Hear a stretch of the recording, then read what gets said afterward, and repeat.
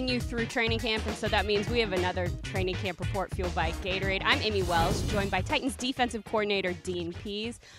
Coach, we've had a couple weeks through training camp now. How is this team adjusting to a new defensive scheme? Well, I think they're doing a great job. You know, the first preseason game, we wanted to take a look at some things. We were very vanilla and just put the guys in some tough spots to see how we could do it. But I think guys are doing a great job. They're good in the classroom. They're working hard in the classroom, working hard on the field. That's all you can ask right now.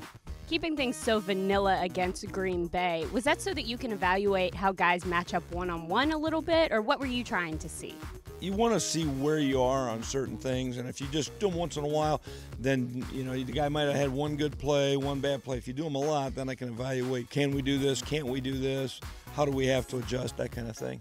Out here in practice, the guys are tackling but not tackling all the way. You're not bringing people all the way to the ground. How does that change the way that you're able to evaluate some of your defensive guys whose main job is tackling? Generally speaking, going in the first preseason game, that's always a concern because you haven't tackled anybody to the ground.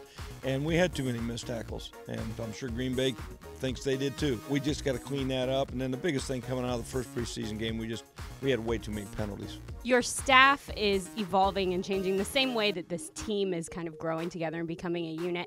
How is your staff coming together? It's just like the team. The more the defense is together, the more they understand what we expect of them and how to play things. There's always some growing pains, whether it be the staff, whether it be the players, whatever, when you're learning a new system and we're all kind of new. So, you know, guys got to be able to react to me. I got to be able to react to them, not only just the knowledge of the game, but just even how we react in certain situations. The linebackers group has a good mix of young talent and veteran leadership. How beneficial is it to have those two different types of players in the same room? Obviously, the young players usually are faster and a little healthier and stuff than maybe the older guys, but absolutely the older guys provide the leadership, and we got that kind of across the board. You know, we're not as maybe veteran-wise in the secondary, but up front, you know, we got some veteran leaders up there. Same thing with the inside backers and the outside backers. Those guys are invaluable. The secondary has been the talk of training camp. What is it about that group of players that makes them so strong?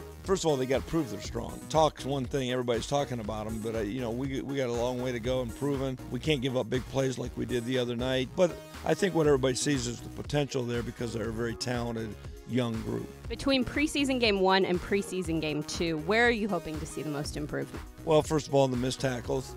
Number 2 is the penalties, and number 3 is the big plays.